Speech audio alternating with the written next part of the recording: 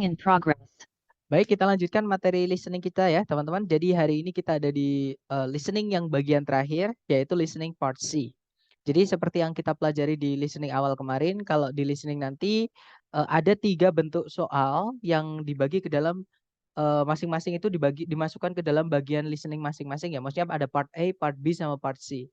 Nah, part A itu namanya adalah short conversations atau percakapan pendek, yang mana teman-teman nanti di setiap nomor akan mendengarkan percakapan antara 2 orang, si A dan si B, cewek cowok ya, teman-teman. Nanti si A ngomong, si B menjawab, kemudian diikuti oleh pertanyaan yang tidak tertulis di lembar soal ya. Kemudian untuk part A ini paling banyak, jadi dari 50 soal, part A ini nomor 1 sampai nomor 30, teman-teman. Tipsnya adalah teman-teman konsentrasi dan ini perlu dilatih ya.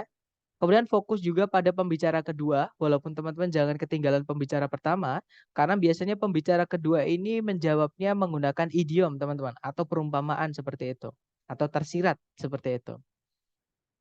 Kemudian hati-hati juga hati-hati juga dengan pengecoh yang ada di pilihan ganda. Nah, pengecoh ini wujudnya atau yang dimaksud pengecoh di sini adalah kadang satu kata atau 2 kata yang diucapkan oleh si B itu dimasukkan ke salah satu pilihan A, B, C, D. Nah, tapi hati-hati, justru biasanya pilihan yang mengandung satu kata atau 2 kata yang diucapkan si B itu biasanya ceritanya sudah diganti, teman-teman, sudah dirubah, malah malah salah seperti itu, ya. Nah, biasanya malah jawaban di part A ini kadang kata-katanya tidak kita dengar sama sekali yang diucapkan sama si B, seperti itu. Tapi maknanya atau ceritanya sama, seperti itu. Kemudian kemarin kita juga sudah belajar listening bagian kedua ya, yaitu long conversations atau percakapan panjang, yang mana mirip dengan part A ya. Di sini nanti teman-teman akan mendengarkan ada 2 orang yang saling ngobrol, seperti itu, si A dan si B, cewek cowok juga. Nah, nanti cuman bedanya dengan part A, di part B ini nanti mereka bersaut-sautan, teman-teman. Jadi si A ngomong, dijawab si B, dijawab lagi sama si A, sampai percakapannya mereka selesai, seperti itu. Nah, nanti satu percakapan kalau di part B itu diikuti 3 sampai 5 pertanyaan. Umumnya 4 pertanyaan ya, tapi tidak menutup kemungkinan 3 atau 5 juga, seperti itu.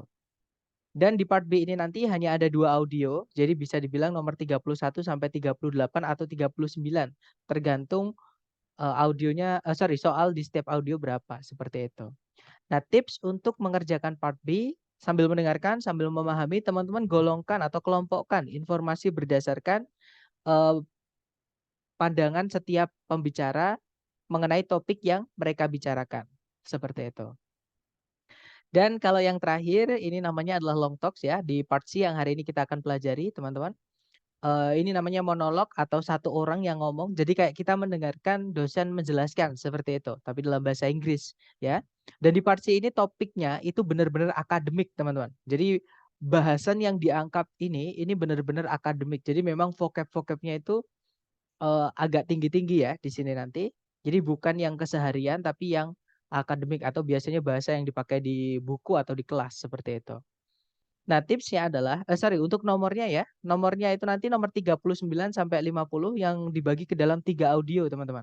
Jadi tetap satu audio itu rata-rata diikuti 3 pertanyaan sampai 5 pertanyaan, tapi umumnya 4 ya. Nah, tipsnya itu nanti teman-teman teman-teman dengarkan dengan seksama ya, jangan sampai ketinggalan alur ceritanya, seperti itu. Kemudian kalau ada vocab yang nggak tahu itu tinggal aja, jangan stuck, jangan sampai ketinggalan pokoknya ya. Karena kalau ketinggalan cerita itu nanti teman-teman hilang semuanya. Tapi kalau ketinggalan satu vocab aja itu bisa kita eee, bisa kita anggap atau bisa kita maksudnya kita bisa analogi, oh itu maksudnya apa, itu bisa kita analogi dari konteks keseluruhan ceritanya, seperti itu. Kemudian pahami juga alur dari pembicara. Jadi orang ketika menyampaikan suatu informasi dalam bahasa Inggris, mengenai suatu topik itu, nggak bisa maju mundur teman-teman. Pasti maju seperti itu. Jadi misalnya setelah ngomongin A, B, C, setelahnya D, setelahnya E, dan seterusnya, seperti itu. Jadi nggak bisa maju mundur, seperti itu. Nah, mungkin sebelum kita lanjut ke latihan soal, adakah yang ingin ditanyakan dulu dari teman-teman semua? Silakan.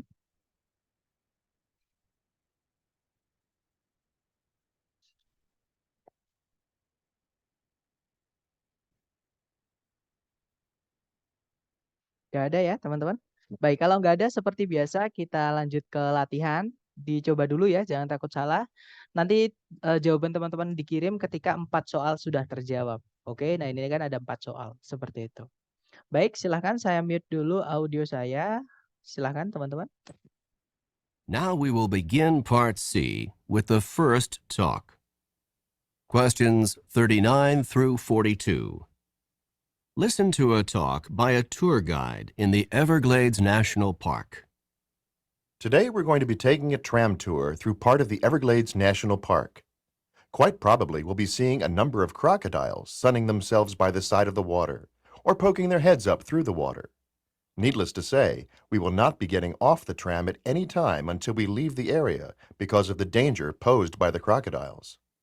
By the way, you've probably heard of the expression crying crocodile tears. It is common to say that someone is crying crocodile tears when he or she is pretending to be sad or full of regret. Crocodiles always appear to have tears in their eyes, but they are not crying because of sadness or even pretended sadness. Instead, a crocodile uses its tear ducts to get rid of extra salt from its body. A crocodile does not sweat the same way that humans do and must get rid of extra salt through tears. So if you see a crying crocodile, do not think that it's feeling sad. It is basically sweating through its eyes. Look, over there on the right. There are 2 large crocodiles on the water's edge, right next to the fallen trees. You can get out your cameras and take pictures from here on the tram, but no, you cannot get off the tram to get any closer. Number 39. Where does this talk take place?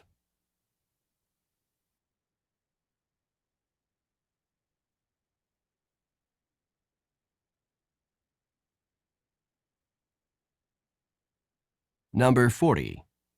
What does the expression crying crocodile tears mean when it is used to describe humans?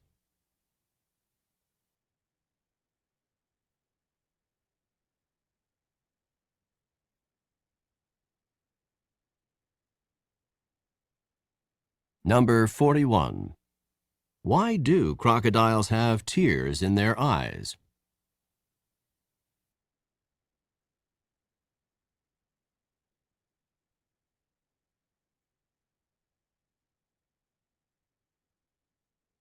Number 42.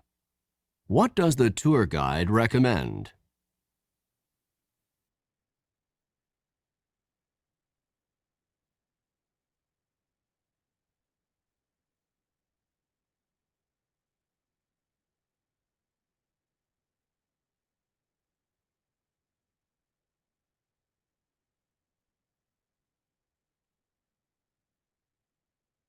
Oke, silahkan jawabannya teman-teman dikirim dulu di chat ya, jangan takut salah. Kita belajar, baik ada jawaban CDCA, ada juga CDCA, CCBA, CDBA, CBCA, ACDC, ada juga CDCA, CDCA, dan CDCA. Mari kita cek bersama ya. Kita dengarkan dulu audio dan skripnya supaya mudah untuk kita bahas. Mari teman-teman. Questions 39 through 42. Listen to a talk by a tour guide in the Everglades National Park. Today we're going to be taking a tram tour through part of the Everglades National Park. Quite probably we'll be seeing a number of crocodiles sunning themselves by the side of the water or poking their heads up through the water. Needless to say, we will not be getting off the tram at any time until we leave the area because of the danger posed by the crocodiles. By the way, you've probably heard of the expression crying crocodile tears. It is common to say that someone is crying crocodile tears when he or she is pretending to be sad or full of regret. Crocodiles always appear to have tears in their eyes, but they are not crying because of sadness or even pretended sadness. Instead, a crocodile uses its tear ducts to get rid of extra salt from its body. A crocodile does not sweat the same way that humans do and must get rid of extra salt through tears. So if you see a crying crocodile, do not think that it's feeling sad. It is basically sweating through its eyes. Look, over there on the right. There are 2 large crocodiles on the water's edge, right next to the fallen trees. You can get out your cameras and take pictures from here on the tram, but no, you cannot get off the tram to get any closer. Itu tadi ya teman-teman. Jadi tadi adalah sebuah pembicaraan oleh, seorang pemandu wisata di Taman Nasional Everglades. Nah, tadi dia bilang, hari ini kita akan mengadakan, perjalanan menggunakan tram, melalui bagian dari Taman Nasional Everglades. Eee, Kemungkinan besar nanti kita akan melihat sejumlah buaya sedang menjemur diri, di tepi air atau menjulurkan kepala mereka dari dalam air. Tentunya kita tidak akan meninggalkan atau turun dari tram gitu ya, kapan pun sampai kita meninggalkan area itu karena bahaya yang bisa disebabkan oleh buaya-buaya tadi. Ngomong-ngomong, kalian mungkin pernah mendengar ungkapan menangis mengeluarkan air mata buaya.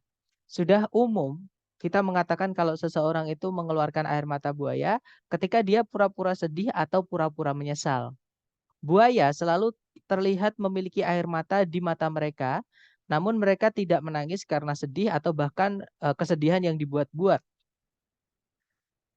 Namun seekor buaya, menggunakan, eee, lapisan atau selaput air mata gitu ya untuk menyingkirkan kadar garam yang berlebihan dari dalam tubuhnya.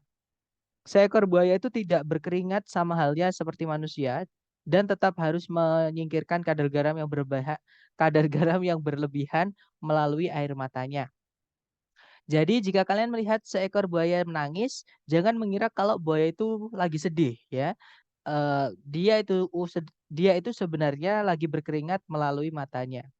Coba lihat di sana di sebelah kanan, ada 2 buaya besar di tepian air, tepat di sebelahnya pohon-pohon tumbang. Kalian bisa mengeluarkan kamera dan mengambil gambar dari sini di atas tram, tapi kalian tidak boleh meninggalkan tram untuk mendekat. Nah, kita dengarkan number 39, teman-teman. Number 39. Where does this talk take place? Nah, where does this talk take place? Nah, mereka tadi berada di tram untuk melalui bagian dari Taman Nasional Everglades ya. Nah, berarti nomor 39 jawabannya adalah yang Charlie, on a tram. Tram sendiri itu adalah sejenis kendaraan yang jendelanya terbuka, teman-teman. Memang untuk pariwisata ya. Nah, mungkin bahasa Indonesianya kalau di tempat saya ini adalah odong-odong atau kereta kelinci mungkin lebih dikenalnya. Atau kalau di Bali dulu saya ingat, tahun 2000 berapa, 2006 kalau nggak salah itu ada kendaraan di sekitar sorry kok Hawaii, Kuta ya teman-teman, namanya adalah, Komotra. Nah itu sejenis kayak bis kecil, itu jendelanya terbuka jadi, angin bisa masuk, kita bisa lihat kanan kiri karena memang itu untuk, eee, tujuan wisata seperti itu. Nah nomor 39 Charlie, nomor 40. Number 40. What does the expression crying crocodile tears mean when it is used to describe humans? Nah apa ungkapan, mengeluarkan air mata buaya. Apa arti dari ungkapan mengeluarkan air mata buaya ketika dipakai untuk mendeskripsikan manusia? Nah, tadi disebutkan, "It is common to say that someone is crying crocodile tears when he or she is pretending to be sad or full of regret." Jadi sudah menjadi halayak umum gitu ya, kita mengatakan seseorang itu sedang mengeluarkan air mata buaya ketika dia sedang pura-pura sedih atau pura-pura menyesal. Nah, berarti jawabannya nomor 40 ini adalah yang delta ya. It means they are pretending to be sad. Artinya mereka ini maksudnya mereka di sini manusia-manusia itu yang dibilang mengeluarkan air mata buaya itu lagi pura-pura sedih, seperti itu. Nah, ini juga idiom ya, teman-teman. Oke, lanjut lagi ke number 41. Number 41. Why do crocodiles have tears in their eyes? Nah, kurang lebih kalau diartikan apa, maksud atau apa fungsi air mata di mata buaya, kayak gitu. Nah, tadi dijelaskan kalau, if you see a crying crocodile, don't think that it is, eee eee, s don't think that it is feeling sad or even pretended sadness gitu ya. Jadi jangan mengira buaya itu kalau, menangis dia lagi pura-pura sedih atau sedih gitu ya. Instead, eee gimana tadi? Tapi mereka itu sedang mengeluarkan kadar garam yang berlebihan dari matanya, kayak gitu ya. Maksudnya adalah mereka berkeringat teman-teman, tapi lewat matanya, kayak gitu. Nah, berarti jawabannya adalah yang Charlie ya. They are getting rid of salt. Mereka menyingkirkan garam. Maksudnya menyingkir garam di sini menyingkirkan keringat, kayak gitu. Oke, number 42. Number 42. What does the tour guide recommend? Oke, jadi apa yang pemandu wisatanya tadi rekomendasikan ke para, turisnya ya.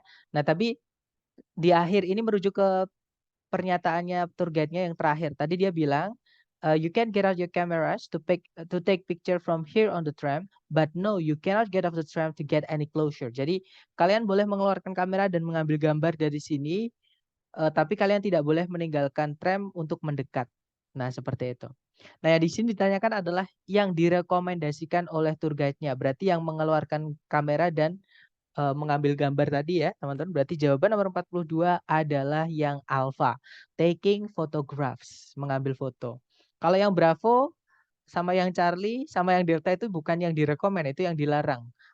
Mendekati buaya-buaya tersebut, menjelajahi tepian air, dan yang terakhir turun dari tram.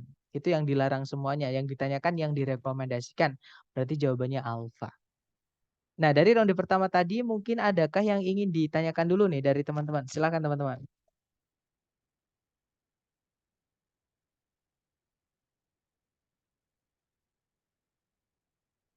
Nggak ada ya? Atau nanti kalau ada pertanyaan teman-teman boleh tulis di chat, oke? Kalau gitu kita lanjut ke round 2. Seperti biasa dicoba lagi, jangan takut salah. Silakan teman-teman. Questions 43 through 46. Listen to the following lecture by a university professor. Please take your seats now because I would like to begin today's lecture. Today, we will be discussing one of the more elegant and distinct forms of 19th century transportation, the clipper ship. Clipper ships of the 19th century were the graceful, multi-sailed, ocean-going vessels that were designed for maximum speed. They were given the name clipper ship in reference to the fact that they clipped along at such a fast rate of speed. Clipper ships were constructed with a large number of sails in order to maximize their speed. They often had 6 to 8 sails on each of the masts, and ships commonly had 3 and perhaps 4 masts. The speeds that they achieved were unbelievably fast for the era. Clipper ships could, for example, accomplish the amazing feat of traveling from New York to San Francisco in less than 100 days. Clipper ships first came into use in the United States in the 1840s. They were originally intended to make the trip from New York around the tip of South America and on to China in order to transport tea to the United States. Once gold was discovered in California in 1848, clipper ships were immediately put into use to carry large numbers of gold prospectors and large amounts of mining supplies from the East Coast to California. With the success of the American clipper ships, the British began their own fleet of clipper ships to transport goods from the far reaches of the British Empire. That's all for today's class. Don't forget that there's a written assignment due on Friday. Number 43. In which course would this lecture most probably be given?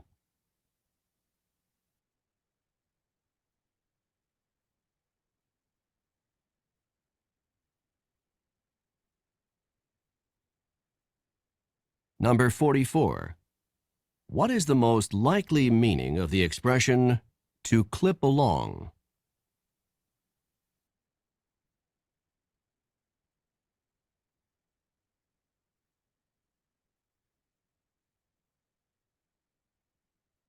Number 45. What were clipper ships first used for in the United States?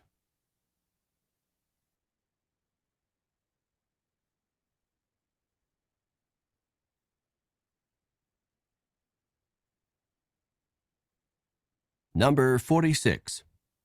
What does the professor remind the students about?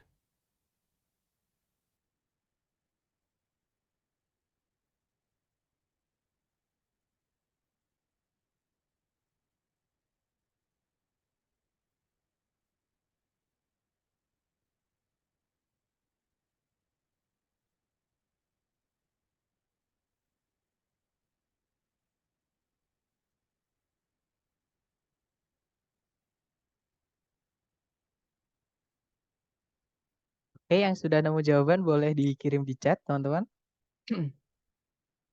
Baik, ada jawaban CAAD, ada CBCD, ada CBBB. Baik, kita cek bersama.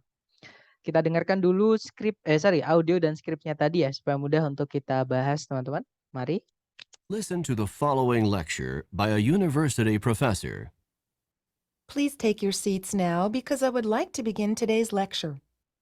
Today, we will be discussing one of the more elegant and distinct forms of 19th century transportation, the clipper ship. Clipper ships of the 19th century were the graceful, multi-sailed, ocean-going vessels that were designed for maximum speed. They were given the name clipper ship in reference to the fact that they clipped along at such a fast rate of speed. Clipper ships were constructed with a large number of sails in order to maximize their speed. They often had 6 to 8 sails on each of the masts, and ships commonly had 3 and perhaps 4 masts. The speeds that they achieved were unbelievably fast for the era. Clipper ships could, for example, accomplish the amazing feat of traveling from New York to San Francisco in less than 100 days. Clipper ships first came into use in the United States in the 1840s. They were originally intended to make the trip from New York around the tip of South America and on to China in order to transport tea to the United States.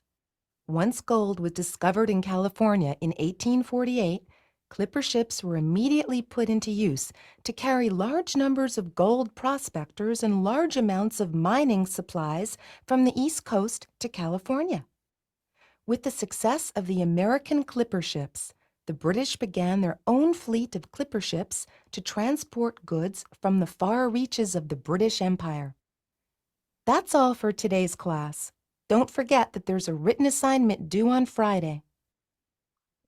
Nah, itu tadi, teman-teman.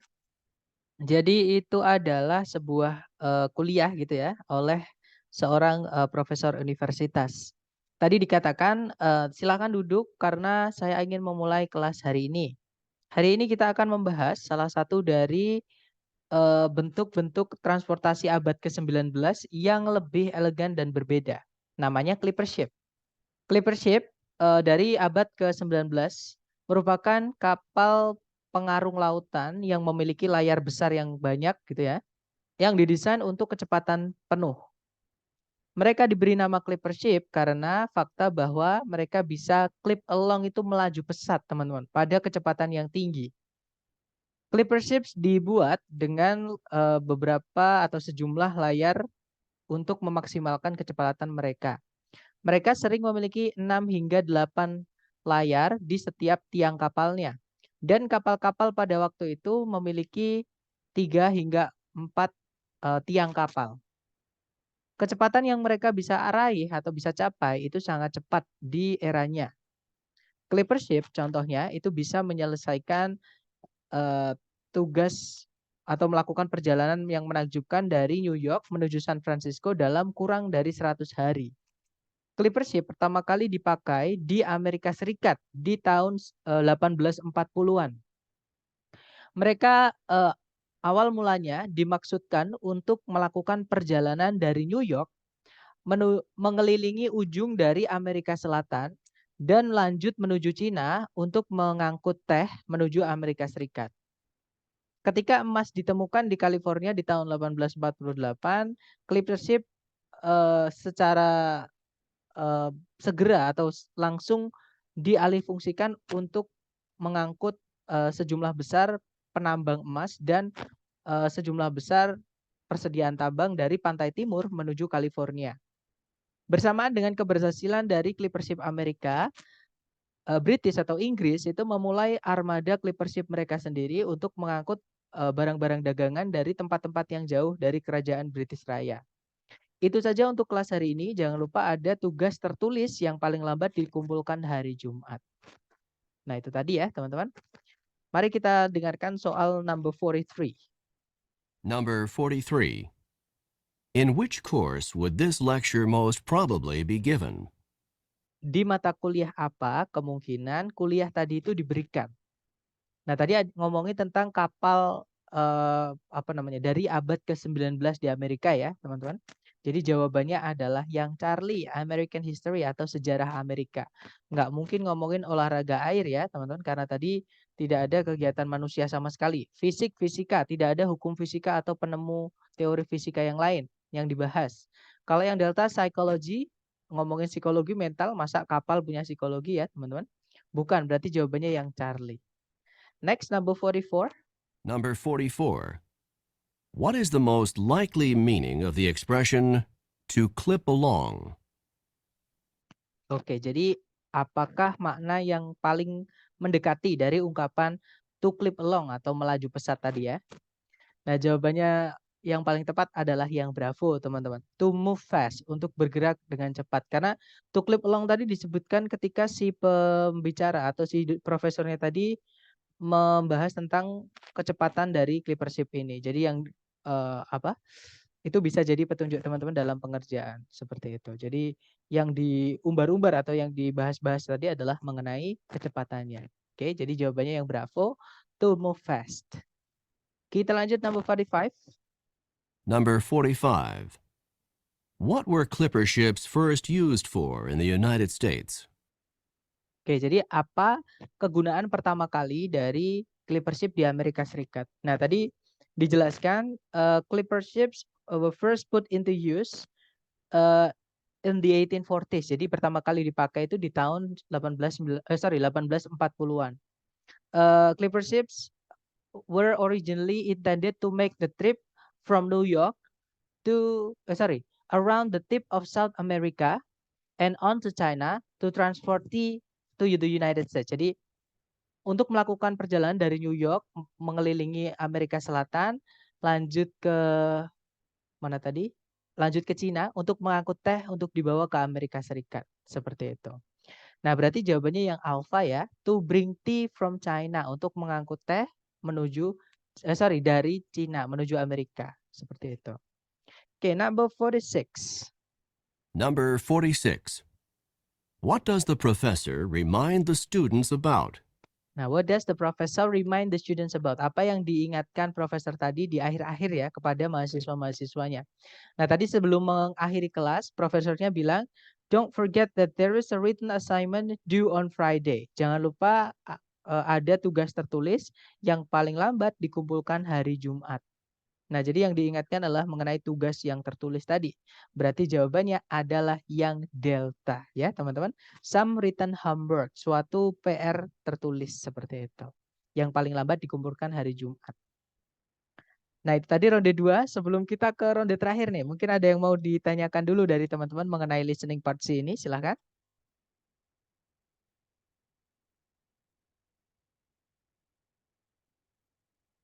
Nggak ada ya, teman-teman. Kalau nggak ada, kita lanjut lagi ke ronde terakhir. Sama ya, dicoba dulu, jangan takut salah. Silahkan konsentrasi, teman-teman. Questions 47 through 50. Listen to the following talk by a drama coach to a group of actors. I know that some of you are feeling more than a little nervous about tonight's performance, and I want you to understand that this is quite a natural feeling. You are going to be on stage in front of a lot of people tonight, and it's normal to be experiencing some nerves. I would like to help you to understand these feelings and not let them interfere with your performance. What you are experiencing is called stage fright. Stage fright is the fear that develops before you give a performance in front of an audience. Stage fright is not experienced just by actors and actresses. It can also be experienced by musicians, athletes, teachers, anyone who performs in front of a group of people. It occurs before a performance when a performer is concerned about looking foolish in front of others. Just before tonight's performance, if you're feeling a bit tense, if your knees are shaking, if your stomach has butterflies in it, and if you are thinking about how bad your performance could be, then you have a major case of stage fright. To control stage fright, you can work to control both the physical reactions and the negative thoughts. To combat the physical reactions, you can try techniques such as deep breathing, muscle relaxation, or even just laughing to relieve some of the pressure. To combat the negative thoughts, you should force yourself to focus on what you have to do, rather than on what other people are going to think. That's all I have to say for now.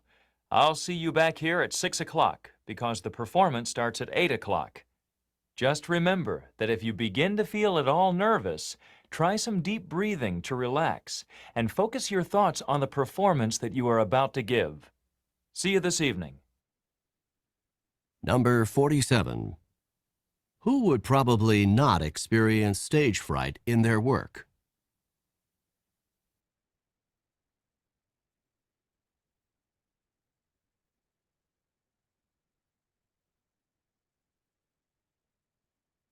Number 48. What physical reaction might someone who is experiencing stage fright commonly have?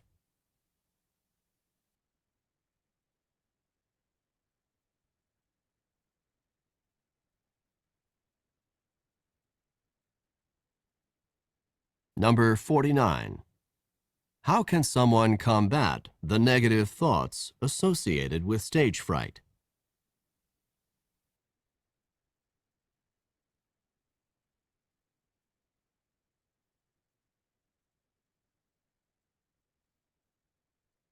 Number 50. When should the actors arrive at the theater?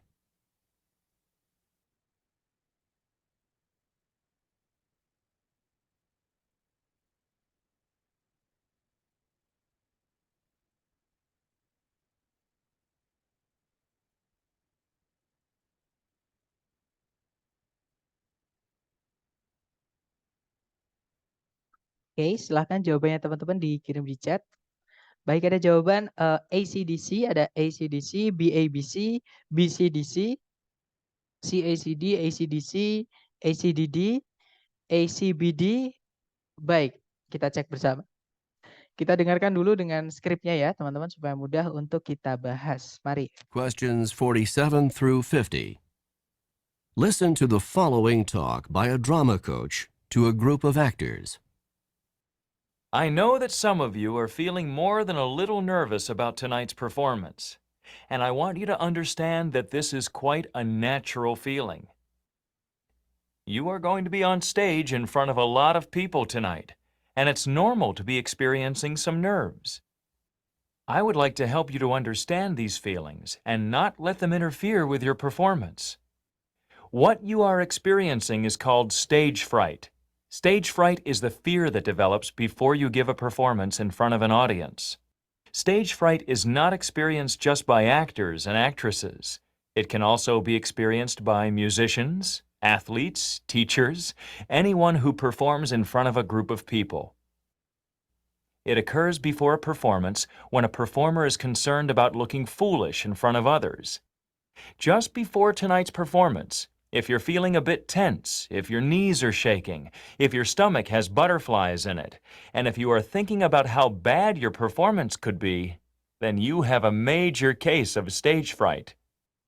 To control stage fright, you can work to control both the physical reactions and the negative thoughts. To combat the physical reactions, you can try techniques such as deep breathing, muscle relaxation, or even just laughing to relieve some of the pressure. To combat the negative thoughts, you should force yourself to focus on what you have to do, rather than on what other people are going to think. That's all I have to say for now. I'll see you back here at 6 o'clock because the performance starts at 8 o'clock. Just remember that if you begin to feel at all nervous, try some deep breathing to relax and focus your thoughts on the performance that you are about to give. See you this evening. Nah, itu tadi. Jadi itu tadi adalah sebuah pembicaraan ya oleh seorang pelatih drama kepada sekelompok aktor-aktornya. Nah, tadi dikatakan saya mengerti bahwa beberapa dari kalian pasti sedang merasakan lebih dari sekedar gugup mengenai pertunjukan nanti malam. Dan saya ingin kalian memahami bahwa yang kalian rasakan itu sesuatu yang wajar. Kalian akan berada di atas panggung di depan banyak orang nanti malam. Dan wajar jika kalian mengalami beberapa ketegangan. Saya ingin membantu kalian memahami yang kalian rasakan dan tidak akan membiarkan yang kalian rasakan itu tadi mengganggu pertunjukan kalian. Yang kalian sedang rasakan atau alami disebut dengan demam panggung. Demam panggung merupakan rasa takut yang muncul sebelum kalian memberikan sebuah pertunjukan di depan audiens.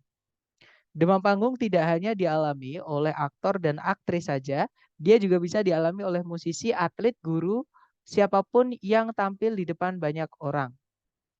Demam panggung itu terjadi sebelum pertunjukan ketika seorang performer khawatir akan terlihat konyol di depan yang lain atau di depan banyak orang. Tepat sebelum pertunjukan nanti malam, jika kalian merasakan sedikit tegang, jika lutut kalian gemeteran, jika perut kalian seperti ada kupu-kupunya, maksudnya tegang ya, dan jika kalian berpikir seberapa buruk pertunjukan kalian nanti, disitulah tanda-tandanya kalian mengalami demam panggung. Untuk mengendalikan demam panggung, kalian bisa berusaha untuk mengendalikan reaksi fisik dan pikiran negatifnya. Untuk mengendalikan reaksi fisiknya, kalian bisa mencoba beberapa teknik seperti menarik nafas yang dalam, regangkan otot, atau bahkan hanya tertawa-tawa saja untuk mengurangi atau melegakan gitu ya beberapa tekanan.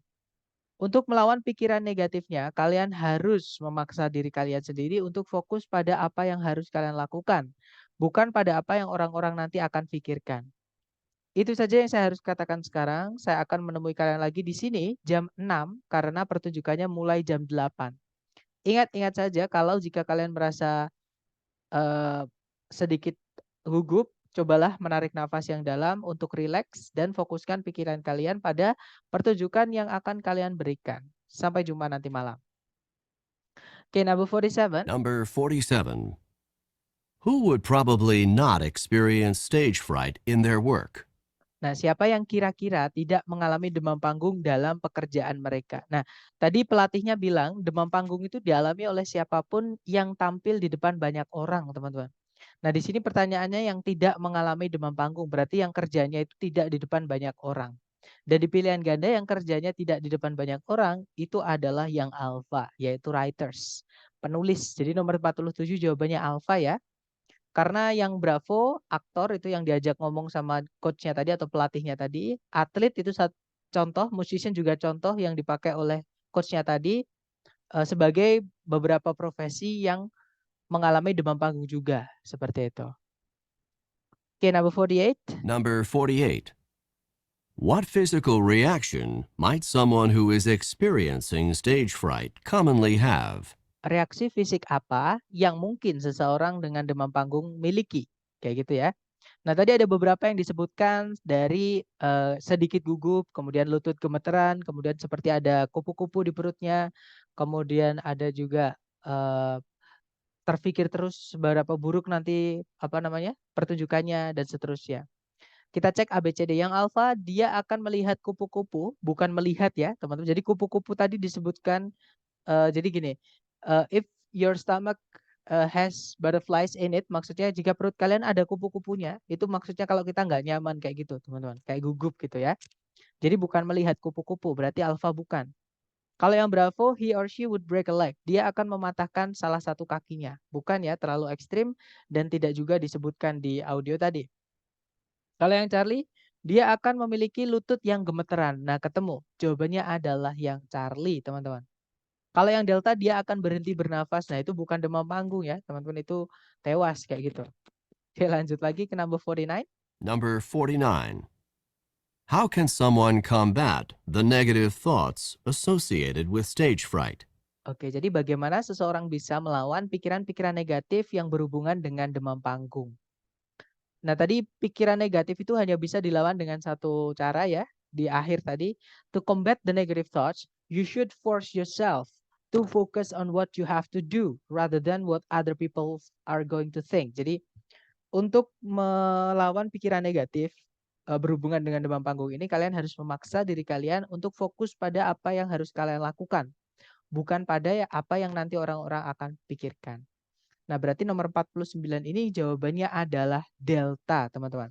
By focusing on what needs to be done. Dengan cara berfokus pada apa yang perlu dilakukan. Dan terakhir number 50, Number 50. When should the actors arrive at the theater Nah, when should the actors arrive at the theater? Jam berapa si aktor-aktornya tadi harus tiba di teater? Nah, tadi si coach-nya bilang, I'll see you back here at 6 o'clock because the performance starts at 8 o'clock. Jadi saya akan menemui kalian jam 6 di sini karena pertunjukannya mulai jam 8. Nah, berarti di sini yang ditanyakan jam berapa aktornya harus tiba di teater. Berarti jam 6 ya, teman-teman, karena mereka ada janji sama coach-nya tadi.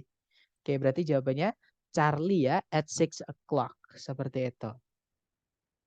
Nah, itu tadi adalah materi kita listening yang terakhir. Mungkin ada yang mau ditanyakan dulu, teman-teman. Jadi tolong dilatih ya, teman-teman. Mister, untuk kecepatan pembicara saat tes asli ITS secepat latihan ini bisa lebih lambat atau cepat, terus naratifnya apakah ngomongnya jelas atau seperti kumur-kumur? Tergantung ya, teman. Jadi gini, untuk kecepatan itu, jadi gini, yang ITS atau si yang membuat soal ini, itu nanti kan membayar orang. Jadi membayar orang untuk mengucapkan skrip yang sudah mereka buat, kayak gitu. Nah, untuk kecepatan tesnya itu tergantung yang dibayar itu, teman-teman. Jadi ada yang cepat, ada juga yang lambat, kayak gitu. Kemudian sebenarnya kalau misalnya ketika teman-teman sudah sering latihan untuk listening ya, sudah terbiasa dengan listening, cepat lambat bukan lagi jadi masalah, teman-teman. Karena itu nanti bisa ditebak atau bisa juga kita apa ya?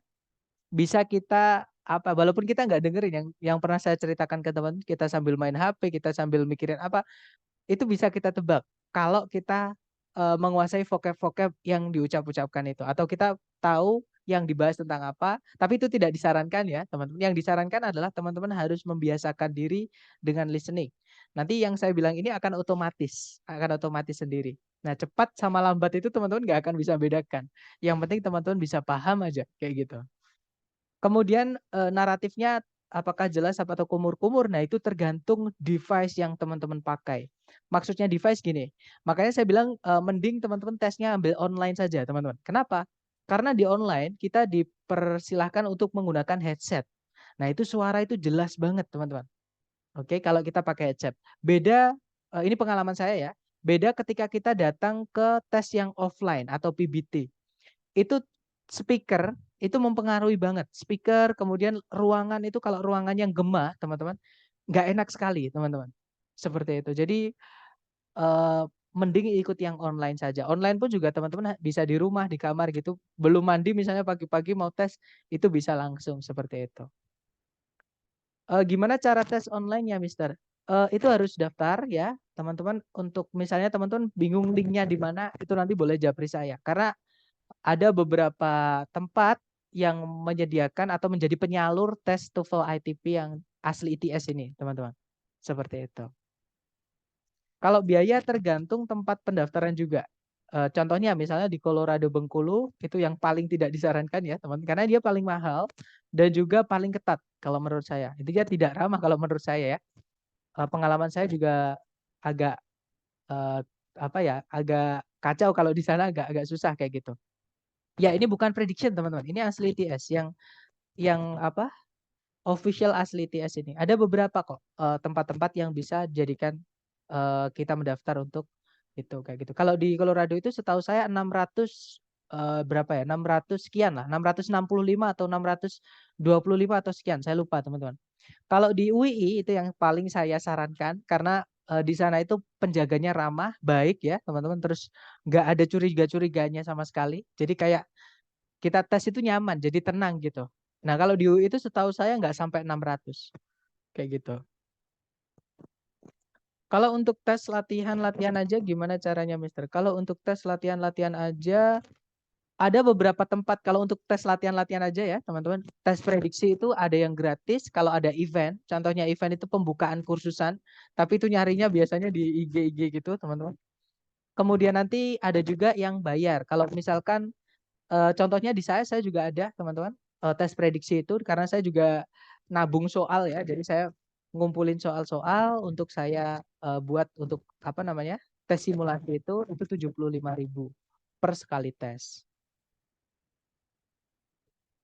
Tapi itu nggak bisa dipakai daftar ya, teman-teman, karena hanya untuk mengukur saja. Jadi tes simulasi itu hanya untuk mengukur saja. Maksudnya mengukur itu mengukur kemampuan saya sudah di mana untuk mengetes. Kalau misalnya Kalau langsung tes kan mahal, sekitar 600 sekian. Nah, untuk mengetes dulu daripada saya daftar tapi nanti udah bayar mahal-mahal ternyata nggak sampai nilai yang saya ambil, itu ada beberapa tempat, yang bisa menyediakan tes yang simulasi. Itu ada banyak banget, teman-teman. Ya, yang saya bilang tadi bahkan, salah satunya di saya itu saya juga menyediakan tes simulasi kayak gitu. Prediction sama asli model soalnya kan Mister, kalau sama tidak, tapi kita usahakan mirip, semirip mungkin, kayak gitu. Kalau sama jelas tidak ya teman-teman, karena, beda yang bikin kayak gitu. Saran Mister, berapa kali tes latihan sampai siap ke tes asli ITS? Waduh berapa ya teman-teman? Itu tergantung teman-teman juga sih. Kalau saya, karena saya juga mengajar ya, jadi saya nggak pernah ngitungin. Ketika tes pun juga saya anggap belajar kayak gitu, saya latihan kayak gitu, sambil nyari-nyari soal gitu dan inspirasi ya teman-teman. Jadi, tapi mungkin untuk normalnya teman-teman, normalnya untuk tes TOEFL ITP ini untuk persiapan itu supaya teman-teman bisa di atas 550, misalkan dengan bahasa Inggris yang pas-pasan itu 3 bulan bisa, 3 bulan atau 4 bulan, kayak gitu. Dan itu intensif ya, malah bisa lebih cepat lagi kalau intensif teman-teman. Tapi kalau misalnya teman-teman tertabrak dengan kesibukan kerja, kuliah, atau mungkin urusan rumah tangga, nah itu biasanya lebih lama lagi. Jadi makanya banyak pengaruhnya, banyak banyak apa namanya, banyak yang mempengaruhi lah intinya gitu. Kalau nggak salah di kelas belajar kita ini sudah diberikan fasilitas tes latihan. Ya, nanti di akhir teman-teman akan ada sekali tes, simulasi untuk, apa namanya, mengecek ketuntasan belajar teman-teman, kayak gitu. Dan untuk latihan aja, kayak gitu buat teman-teman. Dan untuk sertifikat ada yang, di beberapa alumni ya, alumni teman-teman ini, ada yang mengatakan katanya bisa untuk beberapa persyaratan. Tapi ada juga yang banyak yang bilang tidak bisa, kayak gitu. Tapi kalau yang asli dari ITS pasti bisa teman-teman, karena itu diakui internasional, seperti itu. Iya Mister, saya aja pertemuan 5-9 ketika mengulang lagi belum sempat. Iya, semangat ya teman-teman. Karena, memang karena nggak enaknya kadang kita tuh baru tahu TOEFL ketika kita memang ditabrak dengan, persyaratan kayak gitu. Akhirnya baru tahu, "Oh, ada TOEFL harus nyari nih," kayak gitu. Sedangkan untuk persiapan TOEFL itu sebenarnya nggak cukup kalau 1 bulan, terutama kalau teman-teman sibuk seperti itu. Betul, ditabrak dengan, kenyataan administrasi dan lain-lain ya, teman-teman, itu kadang bikin sulit banget kayak gitu. Belum lagi mereka itu, eee, sosialisasinya menurut saya ya itu kurang kayak gitu. Karena kebanyakan itu kan, eee, dimanfaatkan lembaga-lembaga kursusan untuk mempromosikan misalnya perusahaan A.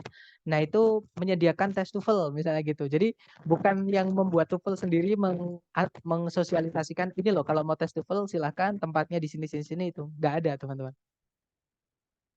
Tapi ya itulah untuk keunggulan, maksudnya keuntungan ketika teman-teman ngambil program persiapan. Jadi ada untuk orang yang bisa dimintai, bantuan untuk, tanya jawab langkah-langkahnya gimana, tempatnya gimana, seperti itu. Oke, semangat ya teman-teman. Pasti bisa kok. Yang penting, yang pernah saya bilang di awal itu, usaha tidak akan mengkhianati prosesnya. Jadi pasti, tergantung usaha teman-teman masing-masing ya. Gimana, mungkin ada pertanyaan lagi? Silakan. Nggak ada? Baik, kalau nggak ada saya tutup ya teman-teman.